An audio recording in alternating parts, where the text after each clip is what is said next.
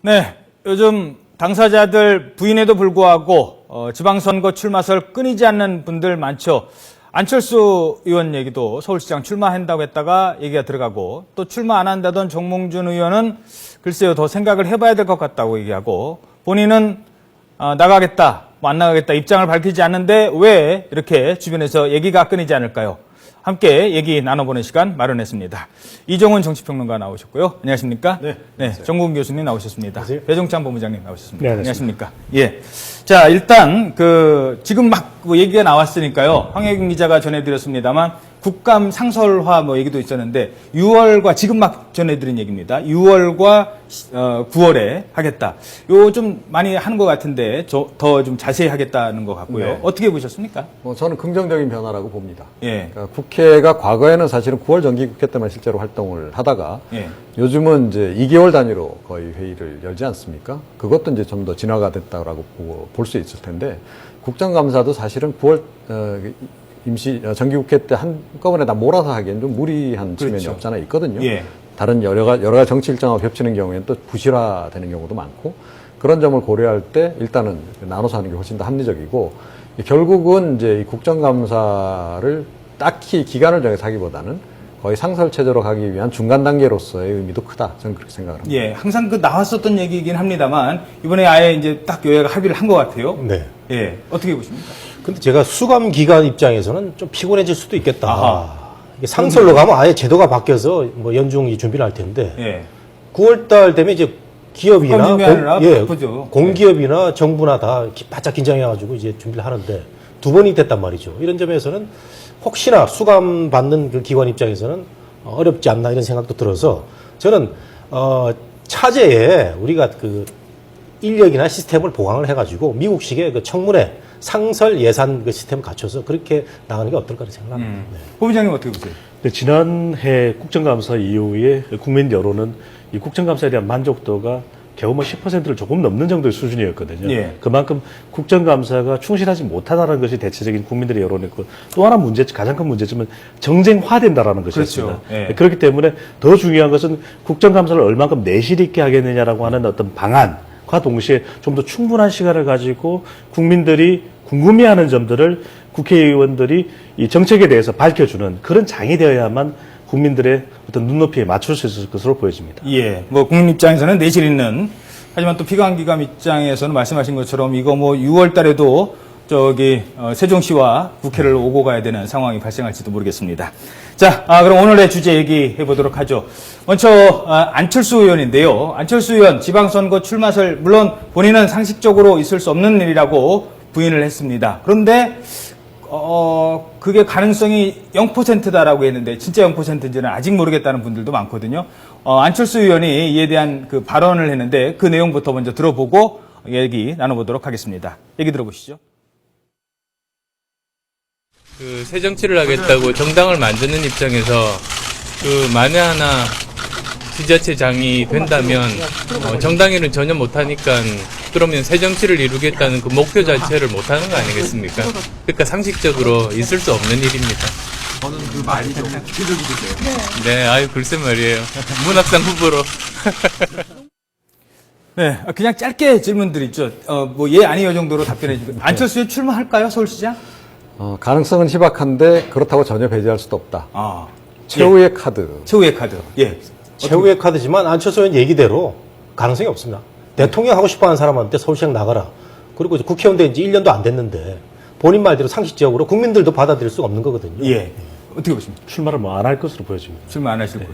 자, 그럼에도 불구하고 0%지만, 상황이 어떻게 될지 모른다. 왜 모르느냐. 이거를 한번 알고 싶거든요. 왜 모르는 상황이 벌어질까요? 그러니까 이런 거죠. 안철수 신당이 지금 제대로 바람이 안 불고 있는 상황 아닙니까? 자, 그런 상태에서 자칫 잘못했다가는 전멸할 수 있는 그런 국면으로 갈 수도 있는 거죠.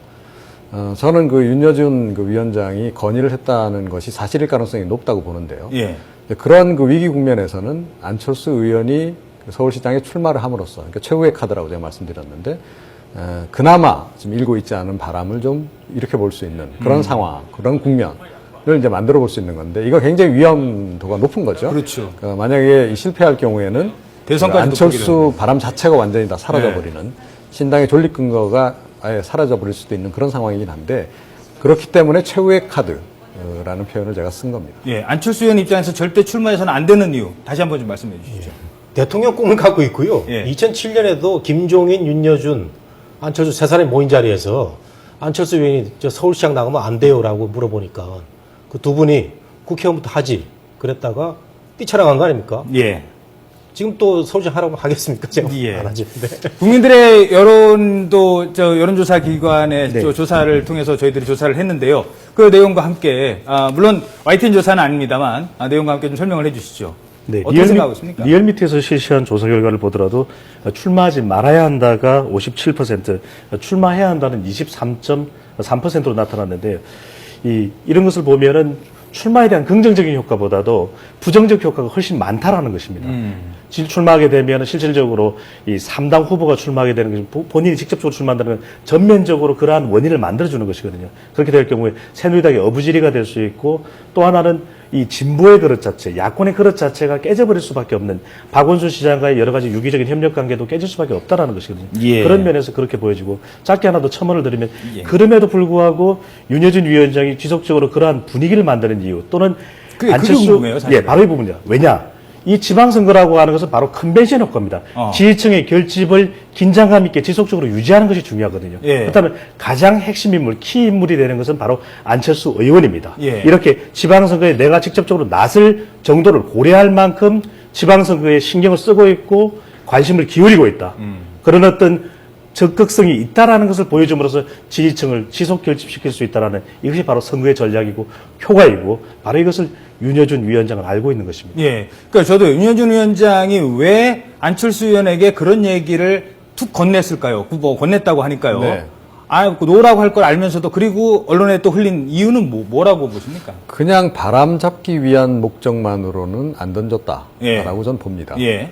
그러니까 그 카드로서 분명한 그 효과가 있기 때문에 이제 그런 얘기를 던진 것이라고 보고요. 그러니까 이런 것이 제가 보기에는 일종의 그 노무현 전 대통령이 택한 그런 그 역선택과 비슷한 거라고 봅니다. 예. 그러니까 이 신당 바람이 안 부는 상태에서 이렇게라도 던져서 그러니까 all or nothing이 되겠죠. 예. 바람이 불거나 아니면 안 불거나 차라리 어차피 그 언젠간 한번 그런 그 고비를 넘어야 된다면 차라리 이번에 그 고비를 한번 넘자.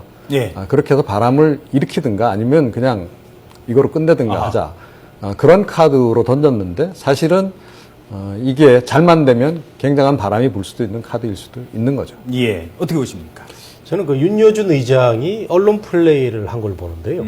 안철수 의원하고 커뮤니케이션을 했다는 설도 있고 안 된 상태에서 윤여준 의장이 본인의 그 희망사항과 언론의 추측을 묶어서 이렇게 중앙일보가 일면토로 보도를 했다가 1시간 뒤에 부인당하는 그런 상황이 왔는데 눈앞에 어떤 그 현실적인 이익을 고려한 윤여준 의장의 책사적 발상이 보다 큰 정치를 바라는 안철수 의원의 원론적인 입장에 부딪혀가지고 꺾어졌다 이렇게 보는데요.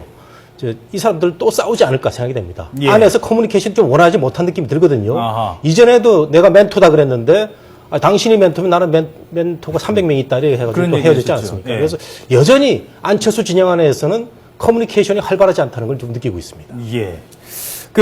이러면서 이제 박원순 시장이 좀 긴장을 하고 있습니다. 왜냐하면 안철수 의원이 후보로 나오든 안 나오든 계속 이렇게 되는 게 박원순 시장 입장에서는 어찌됐든 지금 여론조사로 봐서는 그냥 조용히 치르는 게 제일 좋거든요. 근데 이제 그렇지 않고 계속 서울시장 누가 됐냐 뭐 얘기가 나오고 있는데 배 부장님, 이런 부분에 대한 시민들의 생각은 어떻습니까? 박원순 서울시장이 과연 최근에 나온 뭐 양보설처럼 양보를 해야 한다는 질문에 대해서 양보하지 말아야 한다가 48.8%, 예. 그리고 양보해야 된다는 19%인데 잘 모르는 무응답이 상당히 많은 퍼센트입니다. 32.2%. 이렇게 나오는 이유는 박원순 서울시장은 현 시장입니다. 그렇기 때문에 박원순 시장을 지지하는 측에서는 양보하지 말아야 되는 것이 양보해야 될 특별한 이유가 없는 것입니다. 예. 그리고 여기서 중요한 것은 양보해야 된다라고 이야기하는 측은 일부 이 안철수 신당을 지지하는 층과 그 다음에 새누리당 지지층이 섞여 있는 층이고 잘 모르겠다는 것은 이러한 질문이 선거에 어떤 영향이 미칠지를 뭐 대부분의 일반적인 유권자들은 잘 판단을 못합니다. 상황 판단을. 그렇다면 새누리당 지지층과 일부 안철수 신당의 지지층은 여전히 잘 모름으로 응답할 수밖에 없다라는 것이거든요. 예. 근데 여기서 중요한 부분은 신년 여론조사를 보면은 안철수 신당 지지층의 10명 중에 7명은 박원순 현 시장을 지지하고 있습니다. 그 이야기는 안철수 신당 지지층마저도 안철수 신당의 후보와 그리고 이 박원순 현 시장이 크게 부딪히는 그런 서울시장 선거의 모습을 보고 싶지는 않다라는 것이거든요. 예. 바로 그런 부분이 고려되어 나타난 조사 결과로 봐야 될 것 같습니다. 박원순 시장 입장에서는 아니 나는 이미 서울시장이 됐고 그리고 지금 서울시장으로 평가를 받겠다는 건데 왜 자꾸 2년 전 떠올리게 해가지고 뭐 과거를 이렇게 묻느냐 이런 입장도 들 것 같아요. 어떻게 보십니까? 제가 좀 추정을 해보겠습니다. 이건 예. 이제 100% 추정입니다. 윤여준 위원장의 생각은 과연 어떨까? 저는 이렇게 봅니다. 그러니까 안철수 의원이 서울시장으로 출마를 한다. 그러면 그 박원순 시장으로서는 양보를 하지 않을 수 없을 것이다. 아하. 자, 그런데 그 모습을 지난번 그 대선 국면에서의 후보 단일화처럼 아하. 좀 불편한 극적으로. 그런 모습이 아니고 굉장히 극적이면서 좋은 모습으로 서로 그 결말을 내릴 수가 있고 예. 그렇게 되면 사실은 안철수 의원이 시장이 만약에 되면 다음번 대선에 출마를 못한다는 얘기나 다름이 없습니다. 예. 결과적으로.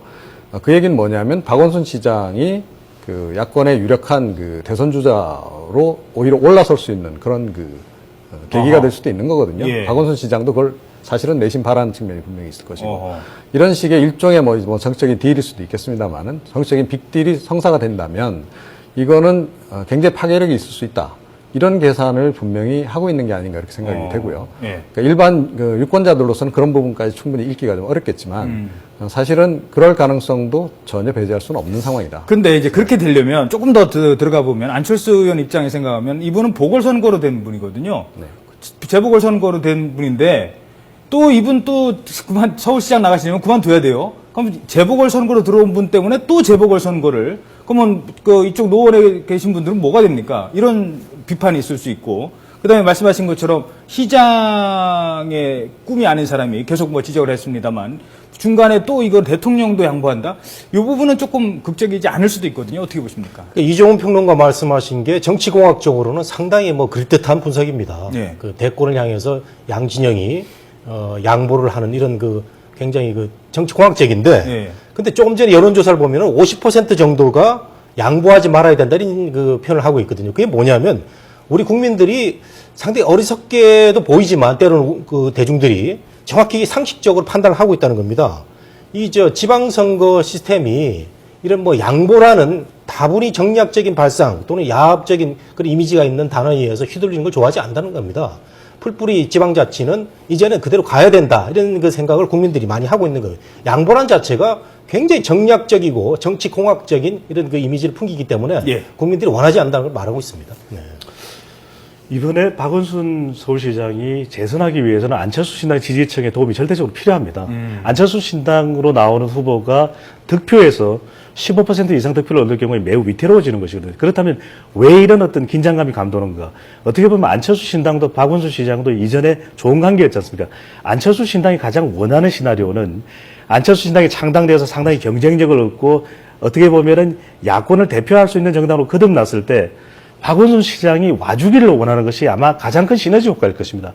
바로 어떻게 보면 지금의 그런 긴장감도 그런 부분의 어떤 분위기를 조성하고 이것이 지방선거를 관통하고 총선을 향해 갈 때 일종의 어떤 전략적인 그렇기 때문에 윤여준 위원장이 그만큼 전략적인 인물 아니겠습니까? 예. 선거라는 것은 순진하게 치르는 것이 아닙니다. 전략적으로 치르는 것이거든요. 바로 그런 부분이 고려되었을 것으로 보여집니다. 예. 자, 이러면서 이제 박원순 시장 뭐 독주체제로 갈 것 같던 서울시 선거가 안철수 후보가 나오는 해 만에 뭐 이런 얘기가 나오면서 뭐 그냥 1대1로 치러질 것 같던 선거가 새누리당과 민주당 1대1로 치러질 것 같던 선거가 1대1이 되면서 지분이 나눠주고 이러면서 지지층이 적어도 30% 이상은 되는 새누리당 후보들이 그러면 나도 가능성 이런 생각이 이제 들 것 같아요. 그 중에 한 분이 이제 정몽준 의원인데 정몽준 의원의 그 불출마 이게 좀 흔들리고 있다고 하는데요. 최근에 기자들이 질문을 했습니다.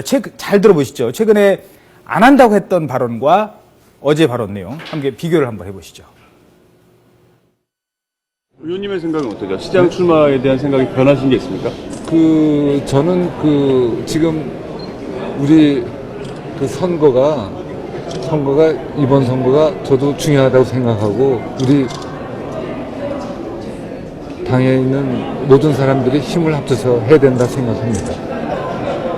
그럼 선수를 뛰실 생각도 있다는 말씀이요? 이번 선거에서 돕는 방법은 여러 가지가 있지만 어떤 모든 가능성을 갖다 다 두고서 우리가 다 힘을 합쳐야 된다 이렇게 이야기를 했어요. 그럼 출마하지 않겠다는 것은 조금 진전이 정 교수님도 이제 기자 생활 오래 하셨고 정치부장 출신이시니까 이런 발언은 어떻게 해석을 하시겠습니까? 한다는 걸까요? 근데 제가 참 순진해서 그런지 몰라도요. 예. 정몽준 의원의 이번에 태도 변화는 참 이해하기 어렵습니다. 아, 안 나오겠다고 여러 차례 얘기를 했다가 예. 홍문종 사무총장하고의 뭐 물밑 거래인지 모르지만 갑자기 나오겠다고 그러면 지금 미국 가 있는데 예. 저는 윤여준 의장이나 정몽준 의원이나 이 서울시장 지방선거 광역자치단체장에 대한 어떤 존중심이 없다 이런 말씀 좀 드리고 싶어요. 아, 블룸버그 만나러 갔거든요, 뉴욕시장. 예. 블룸버그 시장이 뭐 대통령 출마하기 위해서 뉴욕시장 한 것도 아니고 정말 뉴욕이라는 시를 살려보기 위해서 월급도 안 보고 뛰어든 이런 분인데 뭐 이제 서울시장을 나가겠다고 하기 위해서 예. 이번에 뭐 약속을 잡아서 나간 모양입니다. 예. 근데 이거 어떻게 해석을 해야 될지 제가 판단이 안 쓰는데 낙선 이후에도 물론 새누리당의 김항식 전 총리나 이해운 최고, 정몽준 이 세 사람의 예비 경선은 매우 흥행적인 이미지가 높아서 당에 도움은 되는 건 사실이지만 또 본인이 낙선 이후에 어떤 이미지 관리도 뭐 보장을 받았다는 이런 설도 있습니다. 그러나 과연 서울시장에 대한 이 진지한 생각이 보이지 않는다. 이런 점에서 좀 실망스럽죠, 저는. 네. 참고로 정몽준 의원이 계속 이제 서울시장 준비는 해왔거든요. 주변에 이제 보좌관들 통해서, 의원들 통해서 기자들한테도 물어보고 벌써 막 6달, 7달 전부터 그런 얘기는 있었는데 갑자기 홍문종 의원이 먼저 사무총장이 나가야 된다라고 그냥 언론에 대고 얘기를 하는 바람에 정몽준 의원이 준비를 못하고 있다. 아유, 아닙니다라고 했는데 상황 보니까 아주 아닌 건 아닙니다로 이제 바뀐 그런 건데 어떻게 보세요? 출마할까요?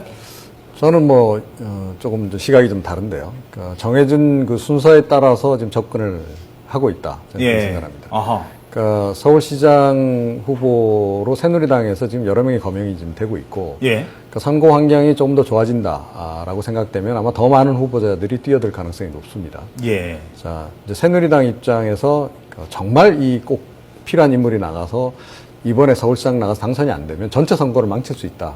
이런 정도가 됐을 때 나서고 싶은 게 사실은 정몽준 의원의 내심의 심리라고 봅니다. 그래서 그런 환경을 만들어가는 그런 어떤 일련의 과정에서 나온 발언이라고 보고, 그러니까 어떻게 보면 경선이라든가 이런 걸 거치지 않고, 그러니까 추대 형식으로 어떻게 보면 새누리당을 구하는 구원 등판을 한다. 구원 등판식으로 지금 가기를 원하는 것이죠. 예. 네. 저도 이종훈 평론가 말씀에 동의하는 이유가 예. 사실 선거라는 건 저도 남는 선거가 돼야 됩니다. 그렇죠. 그래야만 그 이후의 행보를 어떻게 보면 약속받을 수 있는 것이거든요. 정무적으로 판단하는 그렇습니다. 겁니다. 지금 중진 의원이기 때문에 저도 남는 선거가 돼야 된다는 게 그만큼 당에 기여를 했느냐는 여부일 텐데요. 이렇게 좀 마땅한 인물이 없는 경우에 마지막에 당선 가능성을 장담할 수는 없지만 그래도 출마해서 끝까지 싸우는 그런 어떤 선거를 치르는 모습을 보여주는 것이 낫겠다. 이렇게 판단이 들면 출마를 할 수도 있다는 것이고, 또 하나 중요한 것은 신년 여론조사에서 어느 정도의 경쟁력 부분을 조금 김항식 전 총리보다 앞서는 그런 조사 결과도 있었습니다. 또 하나는 당대표를 역임했고 서울시 현역 의원이기 때문에 경선에서 조금 더 유리하지 않겠냐는 그런 어떤 판단도 있었을 테고요. 네. 또 하나 중요한 것은 어떻게 보면 3당 구도라고 하는 외부 변수가 올 때는 어떻게 보면 민주당, 안철수 신당, 새누리당 구도에서는 새누리당 후보 누구라도 좀 더 유리하지 않겠느냐. 예. 이런 판단도 작동되었을 것으로 보여집니다. 예. 그러니까 정 교수님께서 말씀하신 게 이제 정치인으로서 해야 된다 말해야 된다라는 얘기를 하셨고 다른 분들이 정무적인 판단을 얘기했는데 그러니까 정치라는 게 졸렌 자인 얘기합니다만 당위만 얘기하는 건 아니지 않습니까? 현실을 얘기를 한다면 현실적으로 판단하실 때는 어떻습니까? 물론 이제 3파전이 됐을 때는 가능성은 있겠지만 우리 유권자들에 대한 시각이 과연 이런 게 정상적이냐는 그런 문제입니다. 아하. 본인이 계속 대권 얘기를 하고 있고, 예. 여러 가지 아산정책연구원이라든가 많은 싱크탱크들을 가동을 하면서 계속 대권에 대한 꿈을 키우다가 서울시장에 대한 얘기는 전혀 없었어요. 없다가 최근에 김항식 전 총리하고 여론조사가 나왔을 때 조금 밀렸거든요. 대부분의 여론조사에서. 그렇죠. 그때 주춤했습니다. 주춤하다가 갑자기 이번에 뭐 홍문종 총장하고 얘기가 됐다 해가지고 또 의지를 밝혔는데 우리가 이제 서울시장 선거지만 지방선거라는 걸 생각을 한다면은 조금 더 진지했으면 좋겠다. 우리 국민들이 진지함을 많이 보는 거 아닙니까? 예. 그런 거를 좀 고려를 해야 될 것 같아요. 조금 더 붙이실 말씀 있으면, 네, 평론가님 어떻습니까? 네, 이제 국민적인 관점에서는 이제 그런 측면이 분명히 있죠. 사실은 중앙 정치가 가능하면 지자체 선거에는 영향을 안 미치는 게 바람직한 거 아니겠습니까? 근데 현실 정치는 그렇지 않다는 거고, 특히 이제 서울시장 자리 같은 경우에는 어떻게 보면 대권으로 가기 위한 중간 단계의 자리로서 정치적인 의미가 있다 보니까 전혀 그런 부분들을 우리가 외면하고 볼 수는 없는 그런 그 상황이죠. 예, 알겠습니다. 자, 시간이 뭐 많이 남지는 않았습니다. 지금 몇 시죠? 제가 시계가 없네요. 이 시계를 최근에 그 선물 받으신 분들이 있어요. 저는 시계 없습니다만. 그 청와대에서 나온, 이게 지방선거 때, 요럴 때마다 역대 대통령이 다 이게 문제 제기가 있었는데, 일단 어떻게 보셨습니까? 그 청와대 시계, 홍문종 총장이 당협위원장들한테 나눠줬다는 청와대 박근혜 대통령 시계 어떻게 보셨어요? 홍문종 사무총장이 일을 잘하는데 이번에는 약간 오버한 듯한 발언을 했어요. 이 시계 갖고 잘 활용해달라 하고 국회의원들하고 당협위원장한테 얘기를 했는데 자칫 오해 소지가 있거든요. 물론 그 해당 선거구민들, 유권자들한테 주지 않으면은 선거법이 저촉이 되지 않는다는 게 선관위 얘기인데 그렇다고 하더라도 집권당 사무총장이 그 시계를 내가 이번에 잘 매치해가지고 막 어렵게 만들었으니까 이거 잘 활용해라. 조금 민감한 발언을 했다고 예. 보고요. 그다음에 시계와 관련된 저도 MB 정부 때 시계를 하나 얻어가 차고 다녔는데 예. MB 정부 때 한 2년 지나니까 다 풀더라고요. 지지율 떨어지니까. 예. 참 염량세태라고나 할까요? 예. 이 박근혜 시계도 언제 풀어질지 모르니까 예. 참 이런 발언들 참 조심스러워야 될 것 같아요. 개인적인 얘기입니다만 저는 DJ 정부 때 청와대 밥을 한번 먹으러 이제 초대를 언론사 기자들 다 많이 갔을 때요. 시계를 줬는데 뭐 볼품 없었어요. 근데 요번에 청와대 관계자 얘기를 들어보니까 그렇게 막 주지 말자. 시계를 제대로 된 걸 해서 제대로 된 사람한테 주자라고 만든 시계인데 요번에 또 너무 많이 주는 것 같아서 문제가 되는 것 같은데 좀 한마디 해주시죠. 네, 뭐 10개씩 나눠줬다 그러더라고요. 그 지역별로. 네. 남성용 5개, 여성용 5개. 주로 어떤 사람들한테 돌아갈까요? 대체로 아마 그 지방선거, 기초의회 의원으로 출마하는 그런 정도급들에게 돌아가지 않을까 이렇게 예상이 됩니다. 예. 그러니까 선거용인 게 확실한 그런 측면이 없잖아 있죠. 예. 바람직하지 않은 건 분명하고 예. 홍 사무총장의 발언도 사실은 굉장히 좀 위험성이 있는 발언이었다. 예, 생각합니다. 알겠습니다. 그렇게 정리를 하도록 하겠습니다. 요즘에 시계 안 봐도요, 스마트폰에 다 있잖아요. 좀 스마트하게 좀 처리를 했으면 좋았을 것 같습니다. 네, 세 분 오늘 말씀 고맙습니다. 감사합니다.